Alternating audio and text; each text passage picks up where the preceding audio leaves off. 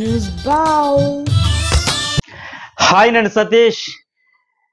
ఈరోజు big boss house లో అడుగు పెట్టబోతున్న ఫైనల్ కంటెస్టెంట్స్ 13 మంది ఫోటోలతో చెబుతా. ఆ 13 మంది మీరు సాయంత్రం 7 గంటలకి మామూలుగా అయితే అఫీషియల్గా అక్కడ మధ్యాహ్నం నుంచి స్టార్ట్ అయింది, 4:30, 4, 5 ఈ టైం నుంచి స్టార్ట్ అయింది. మనకు అఫీషియల్గా లైవ్ లో టెలికాస్ట్ చేసేది 7 గంటల నుంచి కనుక అప్పుడు చూడబోతున్నాం. ఈ 13 మంది ఎవరైనా ఫిక్స్.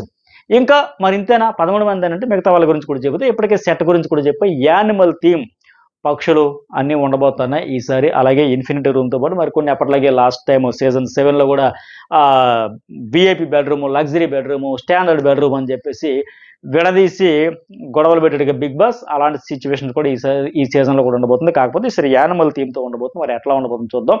ఇప్పటికే ఏవీలు, పాటలు, డాన్సులు అన్నీ కూడా అయిపోయినాయి. షూట్ కూడా అయిపోయింది. వర్షంలో మరి ఇంకా వాళ్ళు కూడా కంటెస్టెంట్స్ కూడా హోటల్ రూమ్లో ఉన్నారు. 7 గంటల నుంచి లైవ్ అయితే మనం చూడబోతున్నాం. అయితే 14 మంది యాక్చువల్గా ఒకరిని మాత్రం ఎందుకు టాప్ సీక్రెట్గా మెయింటైన్ చేస్తున్నారు. ఒక్కరు ఎవరు, ఎందుకు, ఏంటనేది దాని గురించి తెలిసిన పేరే అయినా సరే 13 మంది. ఆ 13 మంది ఎవరంటే ఫస్ట్ వన్ ప్రేరణ కంబం, హైదరాబాద్ అమ్మాయి, జూన్ 18, 1996, 28 ఇయర్స్ ఏజ్ అనమాట. ఫ్యాషన్ డిజైనర్ అవుదాం అనుకుని మోడల్ అయ్యి తర్వాత సీరియల్ అండ్ ఫిల్మ్ ఆర్టిస్ట్గా కన్నడలో రంగనాయికి అని, అలాగే హరహర మహాదేవ్ అని సీరియల్ చేసింది. మన తెలుగులో కృష్ణ ముకుంద మురారి, అలాగే కొన్ని సినిమాల్లో ఫిజిక్స్ టీచర్ అని, కన్నడలో ఒక సినిమా చురుకట్టే అంట, అదొక సినిమా ఆన ఇట్లా చేసింది. అలాగే ఈ మధ్యకాలంలో వచ్చిన కిరాక్ బాయ్స్, కిలాడి గర్ల్స్ కూడా ఈ పర్ఫార్మెన్స్ కూడా మంచిగా పేరైతే తెచ్చుకుంది. ఈమె ఇంకోటి ఏమంటే Bigg Boss Kannada mini season అని 2021 అయింది కదా, అందులో పార్టిసిపేట్ చేసింది. అంటే అది మినీ సీజన్ బిగ్ బాస్ అంటే జస్ట్ ఒక 15 ఇలా సీరియల్ ఆర్టిస్టులు అందరూ కలిపి వెళ్ళడం, ఒక 6 days అది జస్ట్ అది చేసింది. అందులో బెస్ట్ ప్లే అవార్డు అని, అది జస్ట్ వాళ్ళ కలర్స్ టీవీ ప్రమోషన్ కోసం, వాళ్ళ అదర్ షోస్ ప్రమోషన్ కోసం అది చేశారు. ఈమెకి ఇన్స్టాల్ అయితే 1,25,000 ఫాలోవర్స్ ఉన్నారు. బీటెక్ చేసింది, మోడల్, ఫ్యాషన్ డిజైనర్. ఎట్టా ఈమె కూడా చేస్తా. తోటి ఫ్యాషన్ డిజైనర్, మోడల్ అయిన శ్రీపాదతో గత నవంబర్లో మ్యారేజ్ అయింది. ఈమె అన్మ్యారీడ్ అనుకుంటున్నారు. నాకు తెలిసి వీడికైతే లాస్ట్ నవంబర్లోనే మ్యారేజ్ అయింది. శ్రీపాద అని ఆయనతో పెళ్లి చేసుకుంది. Love marriage. కాకపోతే ఫస్ట్లో పేరెంట్స్కి ఇష్టం లేదు. ఈమె ఫాదర్ బిజినెస్ మ్యాన్, తల్లి హౌస్ వైఫ్, ఒక సిస్టర్ కూడా ఉంది. ఈమె ఈరోజు సాయంత్రం మీరు హౌస్లో చూడబోతున్నారు. తర్వాత 2 పృథ్వీ ఆర్టిస్ట్. అయినా పృథ్వీ ఆర్టిస్ట్ అంటే 30 years ఇండస్ట్రీ ఆయన కాదు. నాగపంచమి సీరియల్లో బాగా పాపులర్ అయిన పృథ్వీ ప్రిన్స్ శెట్టి. ఈయన కూడా కన్నడ, తెలుగు కొంచెం ఏమది స్పష్టంగా పలికితే ఆ క్యూట్నెస్ వస్తుంది కదా, ఆ క్యూట్గా మాట్లాడబోతున్నాడు. మనిషి కూడా బాగున్నాడు, మంచి హైట్, పర్సనాలిటీ అంతా. అయితే ఇతను కూడా కన్నడలో అర్ధాంగి, అలాగే సీరియల్లో చేశాడు. ఫ్రమ్ బెంగళూరు కాదు చెప్పాను కదా. నీతోన డ్యాన్స్ 2.0 అది షోలో కూడా కో ఆర్టిస్ట్ దర్శిని అనుకుంటా అమ్మాయి పేరు. ఆమెతో మంచిగా పర్ఫార్మెన్స్ అదరగొట్టేశాడు. మంచి డ్యాన్స్ అయితే మూమెంట్స్ అన్ని చూపించారు. అలాగే డిగ్రీ చేశాడు. ఇతను కూడా ఇన్స్టాలో 1,09,000 ఫాలోవర్స్ ఉన్నారు. ఈయన కూడా అడుగు పెడతబోతున్నాడు. మనం ఈరోజు హౌస్లో చూడబోతున్నాం. ఎవరినే? Prithvi artist, serial artist. 3వ పేరు ఈ అమ్మాయి గురించి ఇప్పటికే చెప్పా. సోనియా ఆకుల. మందనీలో వ్యవసాయ కుటుంబానికి చెందిన ఒక రైతు ఫ్యామిలీ నుంచి వస్తుంది.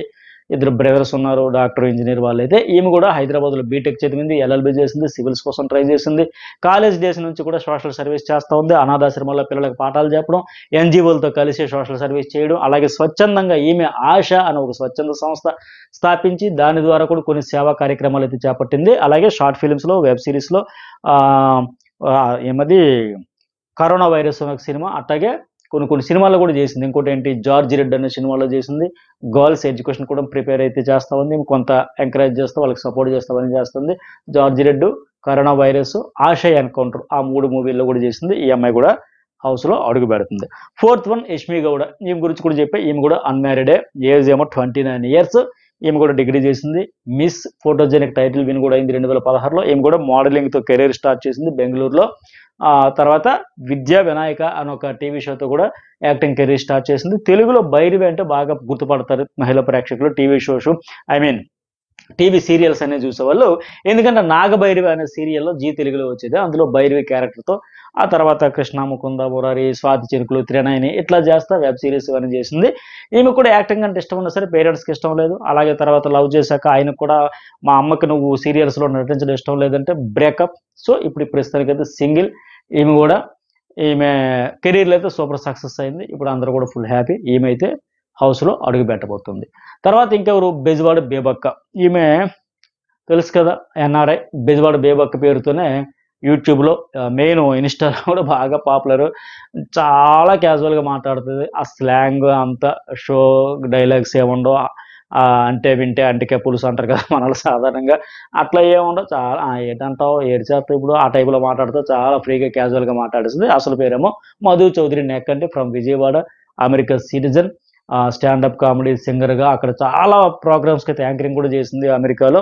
సాఫ్ట్వేర్ ఎంప్లాయ్ 2011 ఆ టైంలోనే ఇంకా ఆల్రెడీ మంచిగా ₹1,00,00,000 వరకు ఇయర్లీ శాలరీ కూడా వచ్చేది. చాలా స్టేజ్ షోలు కూడా పర్ఫామ్ చేసింది. ఈమె IT professional, complete open mind, ఖచ్చితంగా ఉన్నన్న రోజులు ఫుల్ ఫన్ ఉంటుంది అనేది నాకు అనిపిస్తుంది. చాలా ఫ్రెండ్లీగా ఎనర్జెటిక్గా ఫుల్ జోస్తో మాట్లాడుతుంది. మరి ఎన్నాళ్ళు ఉంటుంది ఏంటని చూస్తే ఉన్నన్న వాళ్ళు కూడా మనమైతే నవ్వుతూ ఉంటాము, నవ్విస్తూ ఉంటుందో నాకు అనిపిస్తుంది. ఆ జోకులు ఆవిడ వీడియోస్ అవన్నీ చూస్తుంటే అట్లా అయితే అనిపిస్తుంది. కొన్ని కొన్ని సినిమాల్లో కూడా చేసింది ఇవి కూడా. ఏమది లంబసింగ్ అనే వంగ వీటి మూవీలో ఇవాళ కొన్ని సినిమాల్లో అయితే చేసింది. తర్వాత ఆరో పేరు ఎవరంటే కిర్రాక్ సీత. ఈమె కూడా అన్మ్యారీడ్. ఈమె ఒరిజినల్ పేరు ఏంటంటే సుప్రజ. ఆ 7 ఆర్ట్స్‌లో ఆర్టిస్ట్‌గా చేసింది కదా! అక్కడ కిరాక్ సీత అని పెట్టుకుంది. కానీ ఫస్ట్ నుంచి పెట్టిన పేరు సుప్రజ. ఏజ్ ఏమో 27 ఇయర్స్. కర్నూలు జిల్లా నంద్యాల. అక్కడే 10th వరకు చదివా. తర్వాత ఏమో హైదరాబాద్‌కి ఫ్యామిలీ అంతా షిఫ్ట్ అయ్యారు. వీళ్ళ ఫాదర్ కూడా దూరదర్శన్ రిటైర్డ్ ఎంప్లాయ్. ఆయనకి బేసిక్‌గా యాక్టింగ్ అంటే ఇంట్రెస్ట్ అంట.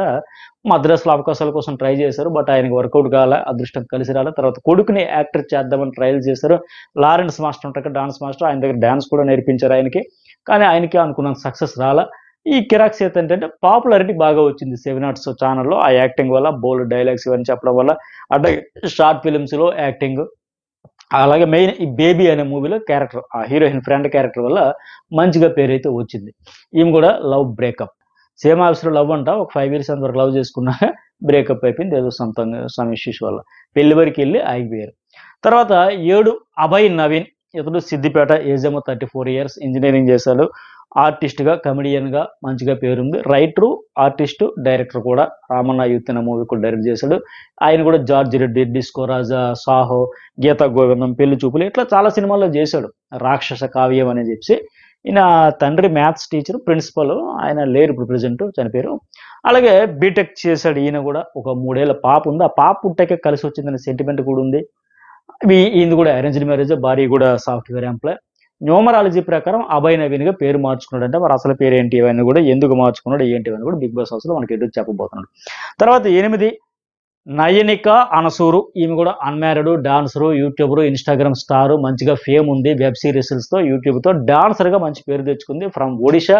2017లోనే జీటీవీలో డాన్స్ ఇండియన్ డాన్స్ సీజన్‌లో 6th రన్నర్ అప్‌తో లైమ్‌లైట్‌లోకి అయితే వచ్చింది. అలాగే 13, 14లో సీజన్స్‌లో కూడా చేసింది. సాయి అనే డాన్సర్‌తో మంచిగా డాన్సు. వీళ్ళిద్దరు కాంబినేషన్ కూడా మంచి హిట్ అయింది. మంచి ఫ్యాన్ ఫాలోయింగ్ ఉంది. అందుకే వీళ్ళిద్దరూ సాయి ప్లస్ నయనికను కలిపి సైనిక పేరుతో ఫ్యాన్స్ ఫాలోవర్స్ కూడా బాగా ట్రెండింగ్ చేసేవాళ్ళు.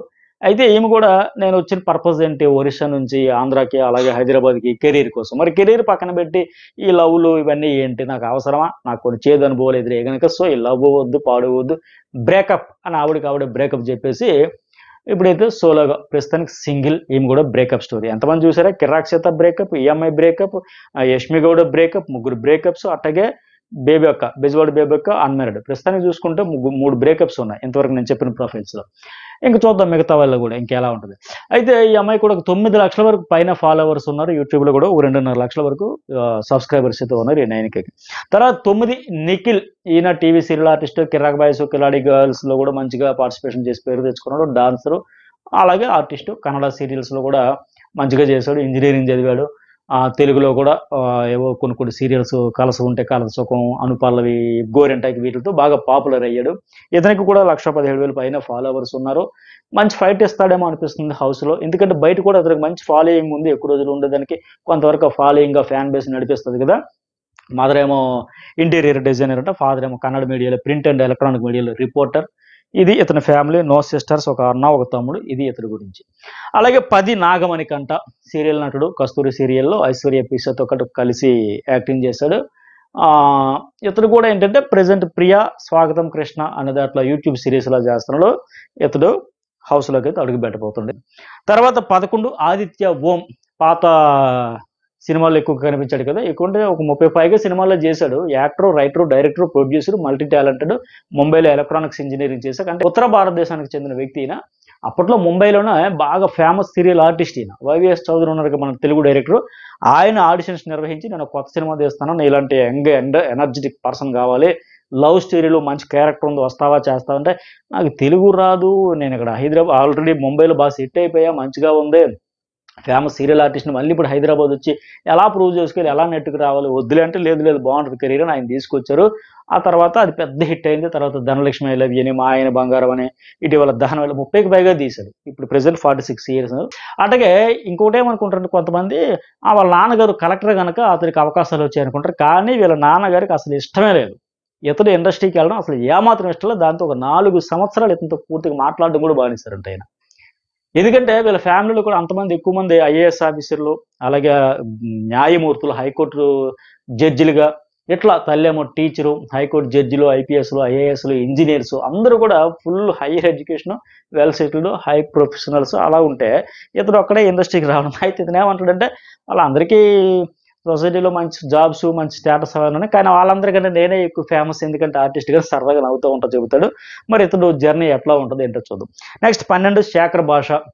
రేడియో జాకీగా, వీడియో జాకీగా, క్రికెటర్ కామెంటేటర్గా కెరీర్ మాత్రం చాలా బాగుంది. కానీ దానికంటే ఎక్కువ ఈ రాజ్ తరుణ్ లావణ్య ఇష్యూలో పాపులర్ అయ్యాడు ఎక్కువగా.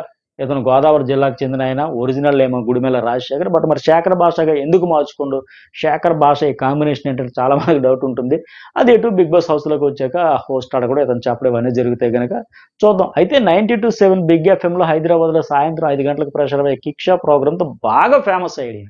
దాంతోపాటు జెమినీ మ్యూజిక్, మా మ్యూజిక్, ఈ టీవీ ఛానల్స్లో కూడా వీడియో జాకీ కూడా 10 ఏళ్ళకి పైగా పనిచేశాడు.